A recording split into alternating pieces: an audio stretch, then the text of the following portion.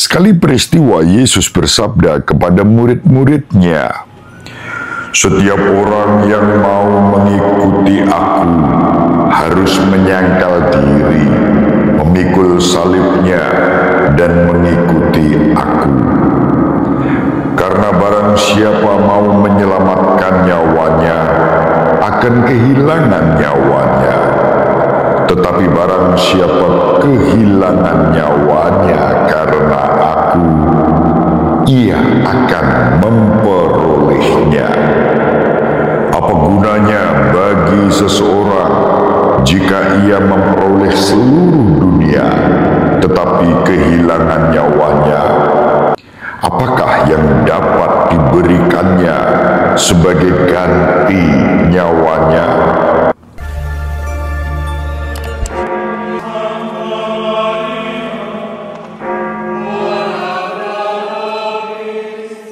Dominus vobiscum.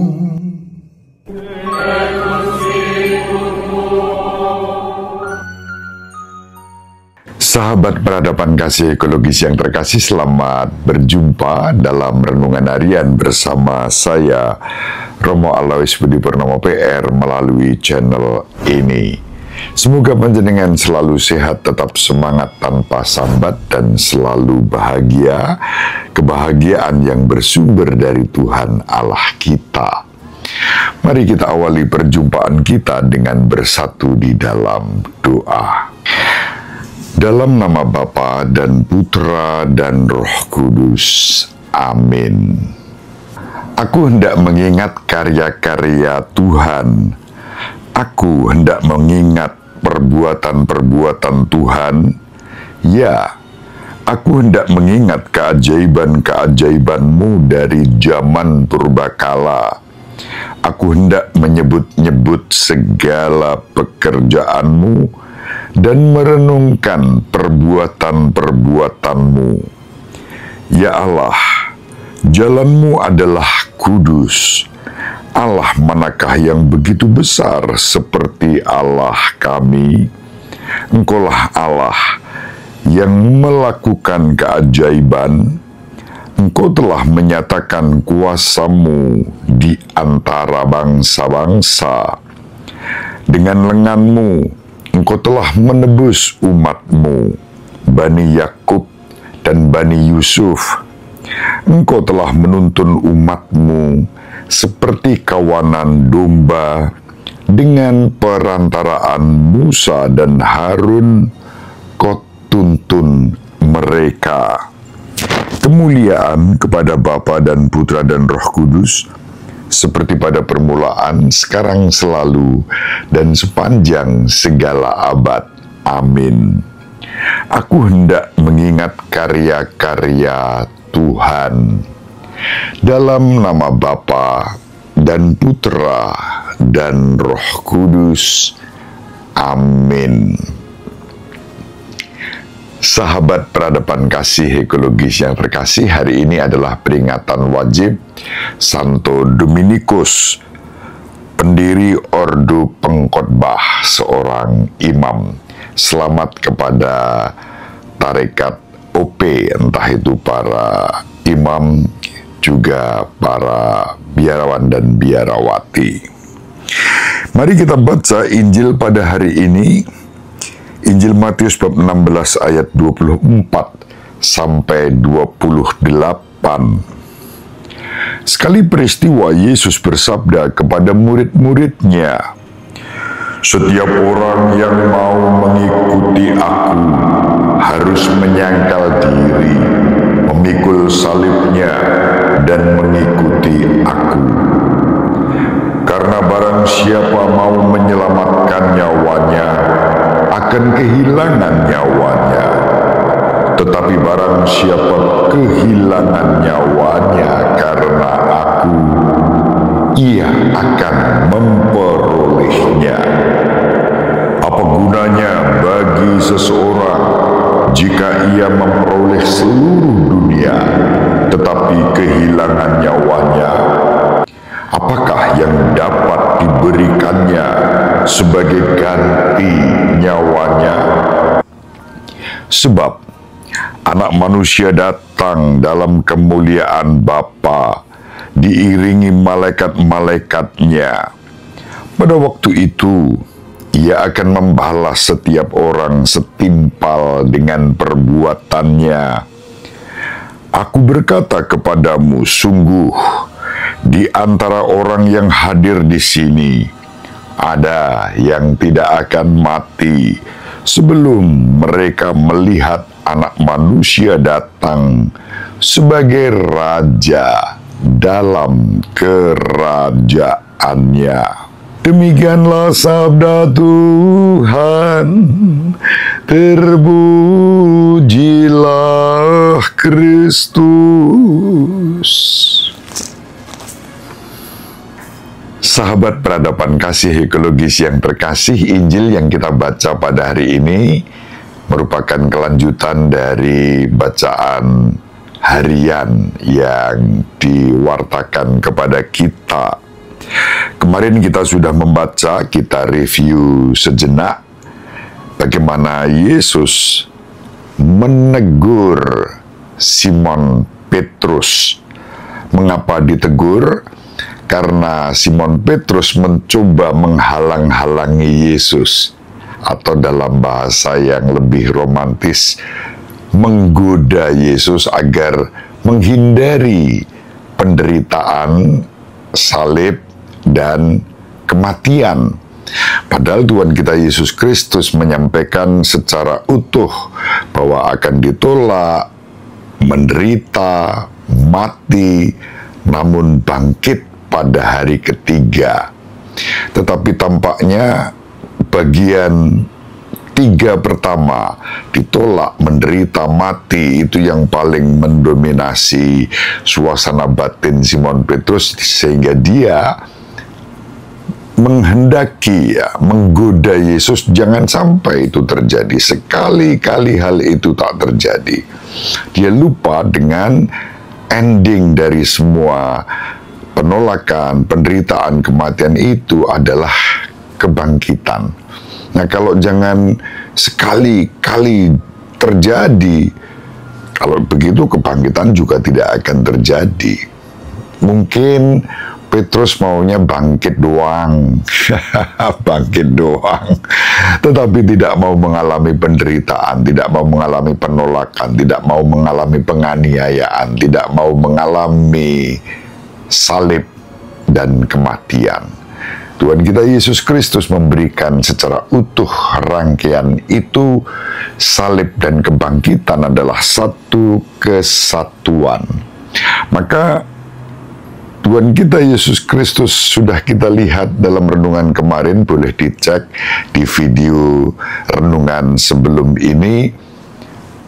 Kalimat yang dipakai untuk menegur begitu keras, enyahlah iblis, engkau suatu batu sandungan bagiku, sebab engkau bukan memikirkan apa yang dipikirkan Allah, melainkan apa yang dipikirkan manusia. Injil Matius bab 16 ayat 23. Dan kalimat teguran itu begitu keras. Padahal sebelumnya Tuhan kita Yesus Kristus memuji Simon Petrus. Ketika Simon Petrus spontan dalam imannya mengakui bahwa Yesus adalah Putra Allah, Sang Kristus, Sang Mesias.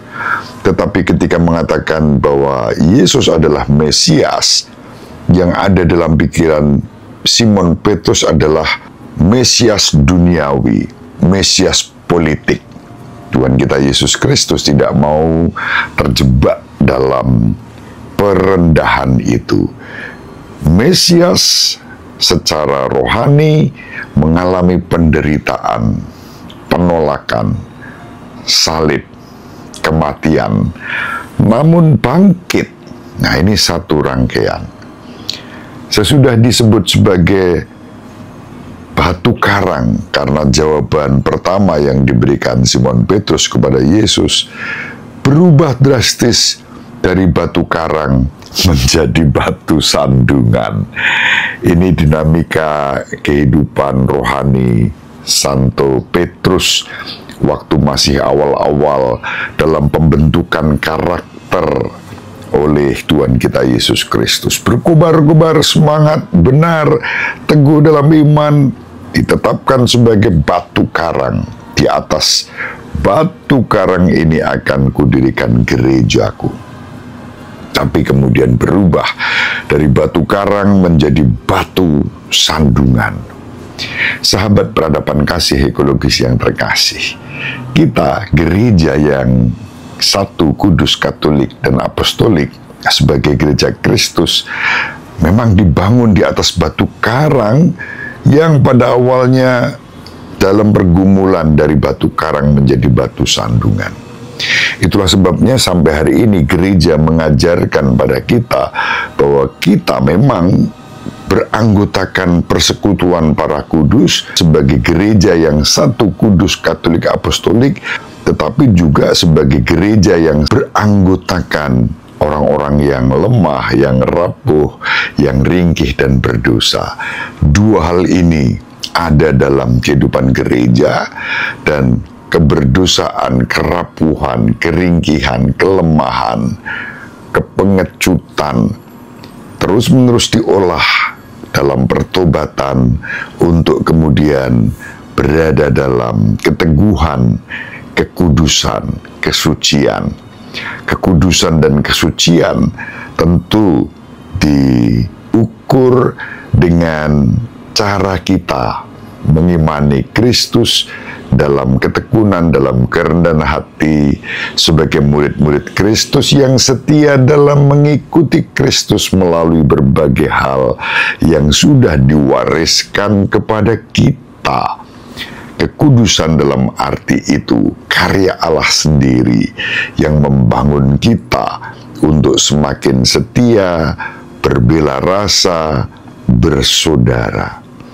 Dalam arti itu, Injil pada hari ini dapat kita renungkan. Kalau kita membaca Injil Matius, Santo Matius mencatat ajaran Yesus tentang jalan menuju kekudusan itu melalui kemiskinan, keterpisahan dari kekayaan duniawi, dan terus mencari harta surgawi. Karena kerajaan Allah adalah milik orang yang miskin di hadapan Allah. Khotbah di Bukit, Injil Matius bab 5 ayat 3. Maka lalu kita juga dipanggil untuk mengumpulkan harta di surga, bukan di bumi. Injil Matius bab 6 ayat 19 sampai 21. Dan karena itu kita tidak perlu khawatir tentang hidup kita, karena Bapa surgawi kita tahu semua yang kita butuhkan.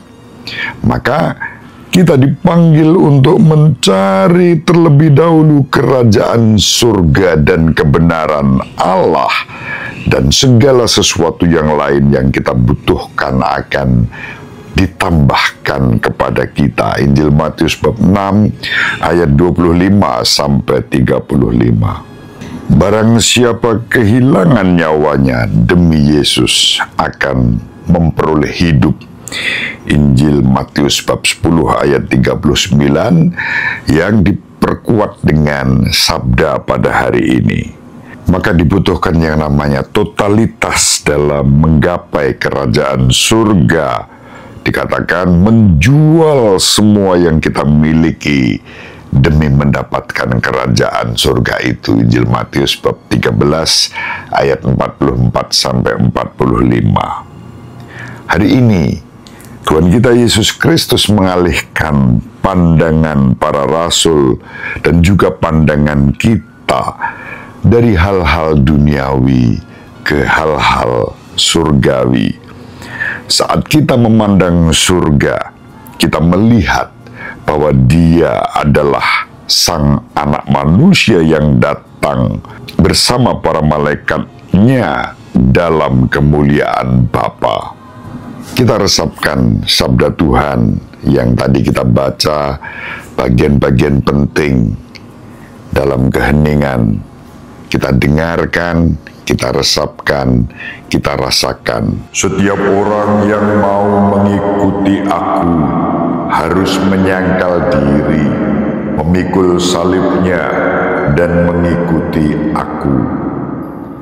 Karena barang siapa mau menyelamatkan nyawanya, akan kehilangan nyawanya. Tetapi barang siapa kehilangan nyawanya karena aku, ia akan memperolehnya. Apa gunanya bagi seseorang jika ia memperoleh seluruh dunia, tetapi kehilangan nyawanya? Apakah yang dapat diberikannya sebagai ganti nyawanya? Sanggupkah kita memenuhi sabda itu hingga kita boleh masuk dalam persekutuan gereja Kristus yang satu, kudus, katolik, dan apostolik? Semoga bermanfaat. Boleh menulis komentar di kolom komentar. Kalau renungan ini dirasa baik, terima kasih berkenan membagikannya kepada siapa saja. Ibu Maria dan Bapak Yosef selalu mendoakan kita. Semoga sahabat peradaban kasih ekologis yang terkasih bersama seluruh anggota keluarga dimanapun berada, dibimbing, dilindungi, dan diberkati oleh Allah yang Maha Kuasa, Bapa dan Putra dan Roh Kudus. Amin. Terima kasih, salam sehat. Tetap semangat tanpa sambat, selalu bahagia. Kebahagiaan yang bersumber dari Tuhan Allah kita. Salve, shalom, salam sejahtera, berkah dalam.